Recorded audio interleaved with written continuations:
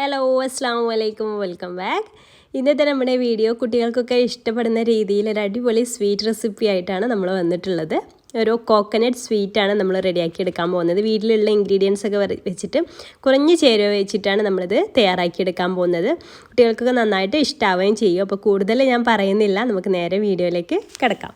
അപ്പോൾ അതിന് വേണ്ടിയിട്ട് എന്തെല്ലാം ഇൻഗ്രീഡിയൻസ് ആണ് ആദ്യം വേണ്ടതെന്നൊക്കെ നമുക്കൊന്ന് പരിചയപ്പെടാം. അപ്പോൾ ആദ്യം ഞാനിവിടെ എടുത്തിട്ടുള്ളത് 1.5 കപ്പ് ചിരവിയ തേങ്ങ കേട്ടോ. അപ്പോൾ അതിൽ ആ ബ്രൗൺ പാർട്സ് ഒന്നും ഇല്ലാതെ ശ്രദ്ധിക്കുക. എൻ്റെ കയ്യിൽ കുറച്ചൊക്കെ ഉണ്ട് കേട്ടോ. അപ്പോൾ ഡെസിക്കേറ്റഡ് കോക്കനട്ട് വെച്ച് നമുക്കിത് തയ്യാറാക്കി എടുക്കാം.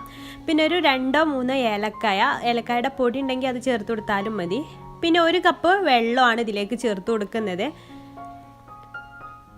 പിന്നെ അതുപോലെ തന്നെ 1 കപ്പ് മൈദയാണ് യൂസ് ചെയ്തിട്ടുള്ളത്. അപ്പോൾ 1 കപ്പ് മൈദയിലേക്ക് 1 കപ്പ് വെള്ളം, ആ രീതിയിലാണ് എടുക്കേണ്ടത്.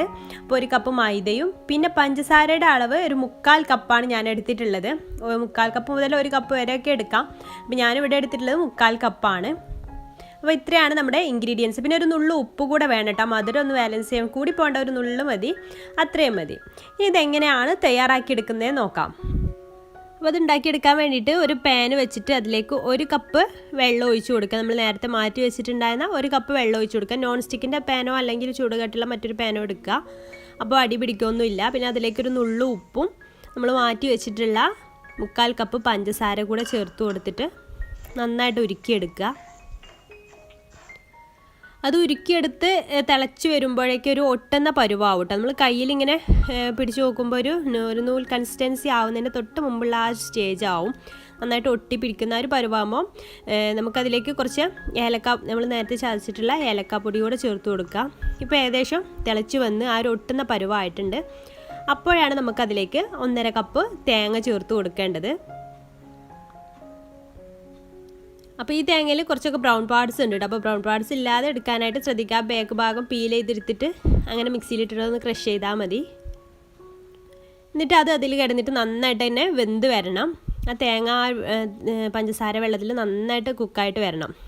ഒരു 5 മിനിറ്റൊക്കെ അങ്ങനെ കുക്കാക്കി എടുത്ത ശേഷം അതിലേക്ക് മൈദപ്പൊടി കുറേശ്ശായിട്ട് നമ്മൾ എടുത്ത് വെച്ചിട്ടുള്ള 1 കപ്പ് മൈദപ്പൊടി കുറച്ചായിട്ട് ഇട്ടിട്ട് ഇളക്കിയിട്ട് യോജിപ്പിച്ചെടുക്കുക.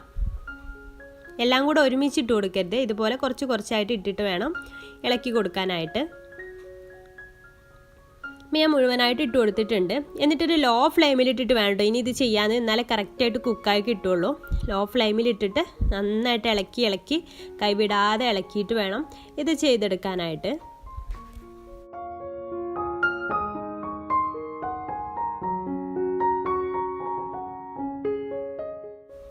ഇത് ഇളക്കി അതിൻ്റെ വെള്ളമൊക്കെ വറ്റിയിട്ട് ഇതുപോലെ ഈ ഒരു പരുവാകുമ്പോൾ നമുക്ക് ഫ്ലെയിം ഓഫ് ചെയ്യണം. ഇതുവരെ നമുക്ക് ഇളക്കിക്കൊണ്ടിരിക്കണം. ഈ ഒരു സ്റ്റേജ് മാത്രമേ ഉള്ളൂ ഇതിന് ഡിഫിക്കൽട്ടായിട്ടുള്ളൂ. കുറച്ച് സമയം ഇങ്ങനെ ഇളക്കിക്കൊണ്ടിരിക്കണം. അത് ലോ ഫ്ലെയിമിലിട്ടിട്ട് തന്നെ ചെയ്യണം കേട്ടോ. അപ്പോൾ ഈ ഒരു കുറച്ച് ഹാർഡാവുന്ന ഈ ഒരു പരുവാകുമ്പോൾ നമുക്ക് പെട്ടെന്ന് ഫ്ലെയിം ഓഫ് ചെയ്തിട്ട് ഏത് ട്രേയിലാണോ സെറ്റ് ചെയ്യാൻ വെക്കുന്നത് ആ ട്രേയിൽ വേഗം തന്നെ കൊണ്ടുപോയിട്ട് സെറ്റ് ചെയ്ത് കൊടുക്കണം. അപ്പോൾ പെട്ടെന്ന് ചൂടാറുമ്പോൾ പെട്ടെന്ന് കിട്ടാൻ വേണ്ടിയിട്ട് വേണമെന്നുണ്ടെങ്കിൽ കുറച്ച് നെയ്യ് ആ ഒരു ട്രേയിൽ വെച്ച് കൊടുക്കാം കേട്ടോ. അപ്പോൾ ഞാനിപ്പോൾ നെയ്യൊന്നും ചേർത്ത് കൊടുത്തിട്ടില്ല. എന്നിട്ട് നന്നായിട്ട് പ്രസ് ചെയ്ത് ഇത് സെറ്റ് ചെയ്ത് കൊടുക്കാം. എന്നിട്ട് സെറ്റ് ചെയ്തതിന് ശേഷം നമുക്ക് തണുത്തതിന് ശേഷം കട്ട് ചെയ്യാൻ കുറച്ച് ഡിഫിക്കൽട്ടായിരിക്കും. അപ്പോൾ ഇങ്ങനെ സെറ്റ് ചെയ്തതിന് ശേഷം ഒരു കത്തി വെച്ചിട്ട് അടയാളം വെച്ചിട്ട് കട്ട് ചെയ്ത രീതിയിലാക്കുകയെന്നുണ്ടെങ്കിൽ പെട്ടെന്ന് അതിന് തണുക്കുമ്പോൾ എടുക്കാൻ പറ്റും. അപ്പോൾ ഞാനിതൊന്ന് തണുത്ത ശേഷമാണ് ഇത് കട്ട് ചെയ്തെടുക്കുന്നത്. അപ്പോൾ ഇത് നന്നായിട്ട് ചൂടോട് കൂടെ കഴിക്കില്ലാറെ ടേസ്റ്റ് നന്നായിട്ട് തണുത്തിട്ട് നമുക്ക് കട്ട് ചെയ്തിട്ട് ഇങ്ങനെ കഴിക്കുമ്പോഴാണ് കേട്ടോ. അപ്പോൾ ചൂടാറിയതിന് ശേഷം വേണം ഇത് കഴിക്കാനായിട്ട്.